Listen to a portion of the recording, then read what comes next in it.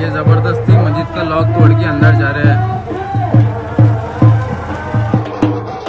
माता की बोलो, भवानी माता की वंदे वंदे, भवानी माता की भवानी माता की जय राधा जय राधा,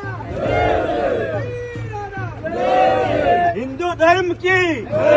तो ये जो आप वीडियो देख रहे हैं ना, ये है कर्नाटक के बीदर की, और ये एक मदरसे की वीडियो है। उस मदरसे का नाम है महमूद गवान मदरसा, और ये इसी के साथ मस्जिद भी है, यानी मस्जिद और मदरसा ये दोनों हैं। ये संघी मानसिकता के लोग जो दुनिया को शांति दूत बताते हैं और हजारों साल की संस्कृति का हवाला देते हैं, ये वो लोग हैं। ये वो मानसिकता के लोग हैं जो आरएसएस से संबंध रखते हैं। ये वो मानसिकता के लोग हैं जो बजरंग दल से संबंध रखते हैं। ये वो लोग हैं जो विश्व हिंदू परिषद से संबंध रखते हैं। और ये कई ऐसे संगठन हैं जो लगातार पिछले 8 साल से देश के अंदर हिंदू मुस्लिम के बीच में खाई पैदा कर रहे हैं। और इस खाई का फ़ायदा जो ये गुंडे, लफंगे, बेरोजगार है ना, ये इनका फ़ायदा पूरा राज्य सरकारों को मिलता है।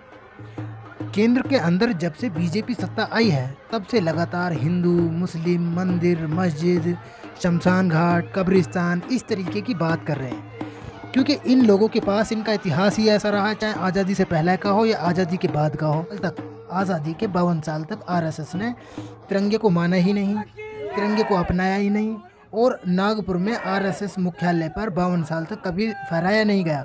ये उस मानसिकता के लोग हैं जिसने कभी देश के तिरंगे को अपनाया नहीं। हालांकि अब तिरंगे की बात की जा रही है, तिरंगे पर राजनीति की जा रही है, तिरंगे को लेकर अपनी देशभक्ति जाहिर करने के लिए देश से बता रहे हैं, ये वो लोग हैं। और यही इसी मानसिकता के लोग ये ज़बरदस्ती महमूद गवान मदरसे में घुसते हैं, जो वहाँ पर सुरक्षाकर्मी होती है उनसे बदसलूकी करते हैं।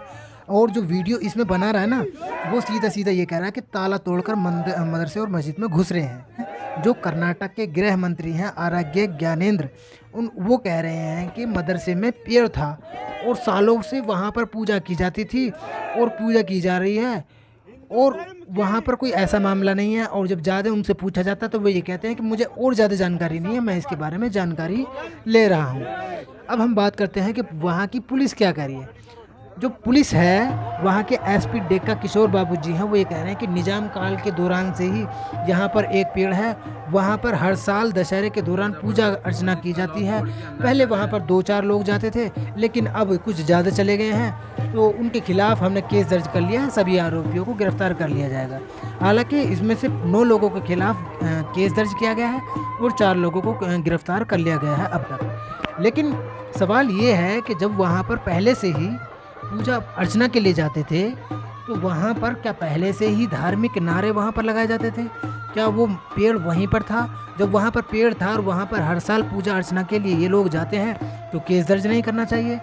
जब देश के अंदर हंगामा होता है तब तो केस दर्ज होता है, 4 लोगों को गिरफ्तार कर लिया जाता है। वहाँ के मुस्लिम लोग कहते हैं कि अगर आरोपियों की गिरफ्तारी नहीं की जाती है तो हम इसका विरोध करेंगे, तब जाकर आप उनके खिलाफ केस दर्ज करते हैं, उनको गिरफ्तारी करते हैं। तो आप इस हिसाब से तो गलत कर रहे हैं। उनकी पूजा होने दीजिए, धार्मिक आस्था है तो धार्मिक आस्था के हिसाब से चलने दीजिए, क्यों गिरफ्तारी करें? देखिए, और जबकि आप वीडियो में खुद सुन सकते हैं, वो ये कह रहा है कि ताला तोड़कर घुसे हैं, जबकि पुलिस कह रही है कि ताला वाला कुछ नहीं तोड़ा गया। वहाँ पर बिल्कुल शांति तरीके से आपने वहाँ पर धार्मिक नारे लगाते हुए भी सुना होगा, आप सुन भी रहे हैं। ये आप वीडियो में, ये पूरा वीडियो सबूत है। वहाँ पर जिस तरीके से रात में घुसते हैं, वहाँ पर सुरक्षा कर्मियों के साथ गुंडागर्दी की जाती है, और ये गुंडागर्दी का फ़ायदा सीधा सीधा सरकार को होता है। सरकार कौन सी? जब से केंद्र सरकार के अंदर बीजेपी आई है। ये क्यों करते हैं? क्योंकि अगर हमें देश का विकास करना होगा, देश की जनता को रोज़गार देना होगा, देश की जनता को सुरक्षा देनी होगी, देश की जनता को सुरक्षा स्वास्थ्य मामले में फैसिलिटी देनी होगी, तो हमें कहीं ना कहीं काम करना पड़ेगा, और काम करना पड़ेगा तो मेहनत होगी, और मेहनत होगी तो दिमाग लगाना पड़ेगा। इससे बेहतर है ये है कि सत्ता बनाने के लिए धार्मिक नारे लगाए जाओ, हिंदू मुस्लिम के बीच में खाई पैदा किए जाओ और सीट पर बने रहो। ये सरकार की मंशा है। और आपने देखा होगा कि लगातार 8 साल से ही सबसे ज़्यादा यही मुद्दे आए हैं। कभी शमशान घाट आ जाता है, कभी कब्रिस्तान आ जाता है, कभी मस्जिद आ जाता है, कभी मंदिर आ जाता है। ऐसे कभी आपने सरकार को कोरोना काल के दौरान कितने लोगों की जान गई उसके बारे में बात करते देखा? कभी आपने जो कोरोना के दौरान कितने करोड़ लोगों का रोजगार गया? क्या कभी उन लोगों को रोजगार देने की बात करते हुए सरकार को सुना? कभी नहीं सुना होगा।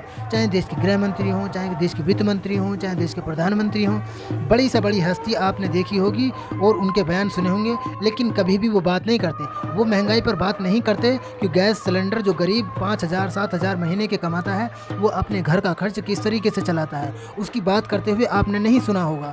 और ये आपने नहीं देखा होगा कि जो एक मध्यम वर्गीय परिवार है, जो कृषि पर आधारित है, वो अपनी ज़िंदगी कैसे जी रहा है, उसकी फसल का रेट मिला नहीं मिला, इन बारे में कभी सरकारों को आपने नहीं सुना होगा। महंगाई है या नहीं है, इन्हें नहीं दिखती।